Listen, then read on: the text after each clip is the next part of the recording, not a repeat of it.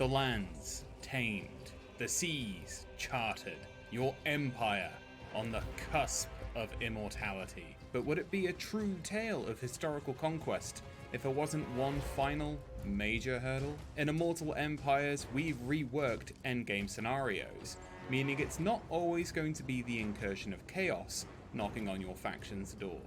These scenarios will push your empire to its limits, making you fight to the very last to survive. Before you start your long campaign for supremacy, you'll have the chance to customize your endgames in numerous ways. The difficulty slider lets you determine how much of a final hurdle the endgame will be, from a mild thorn in your side to a fully fledged apocalypse scenario.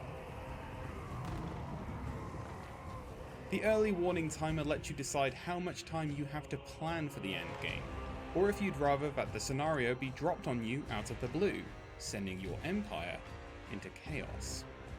Next up are the triggers for long victory and turn timer range. These can determine whether you want the endgame scenario to trigger when you hit the long victory, or if you want the endgame scenario to trigger within a certain time limit of turns, which you have the ability to set. Or alternatively, you can use both of these. So if you wanted to trigger the endgame between turns 10 and 20, either out of some lust for challenge, or out of some morbid curiosity, you can do that.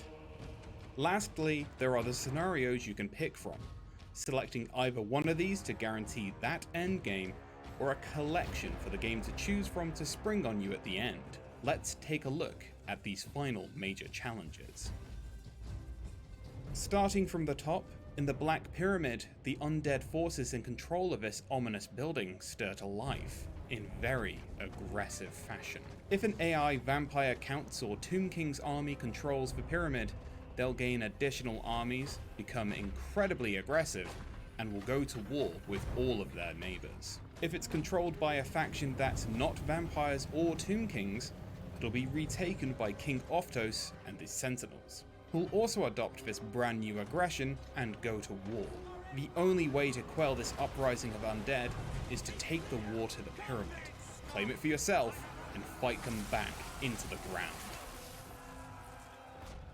In A Grudge Too Far, the dwarfs, who grow grudges as long as their beards, decide they've had enough of everybody, and that no matter who you are, you're going in the book. Dawi armies will spawn in every faction's homeland. If they don't control those lands, they'll declare war on whoever does. If you don't own it, it's theirs now. Dwarfs are renowned for their grudges, and will hold on to them until they've seen it right, or they're dead. If you want history to remember you, you'll need to face their artillery head-on and bury them under the mountains. Not to be outdone on the aggression front, in the scenario, The Biggest War, the Greenskins are spoiling for their biggest fight yet, and you're in their sights.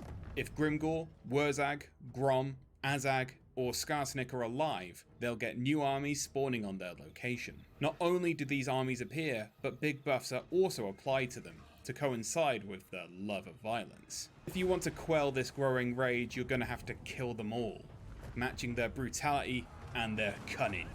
But don't expect them to go down without a fight. In the magical forests of the old world, Orion's horn sounds out, as the Wood Elves prepare for the Wild Hunt, another endgame scenario. The major forests all spawn hostile Wood Elf armies, ready to declare war on the world. The armies gain buffs to recruitment, replenishment, upkeep, leadership, and most threatening of all, their ammo capacity is doubled. As they seemingly try to blot out the sun under a hail of arrows in the name of Athel Loren, you'll need to claim and hold at least half of the glades to end the hunt.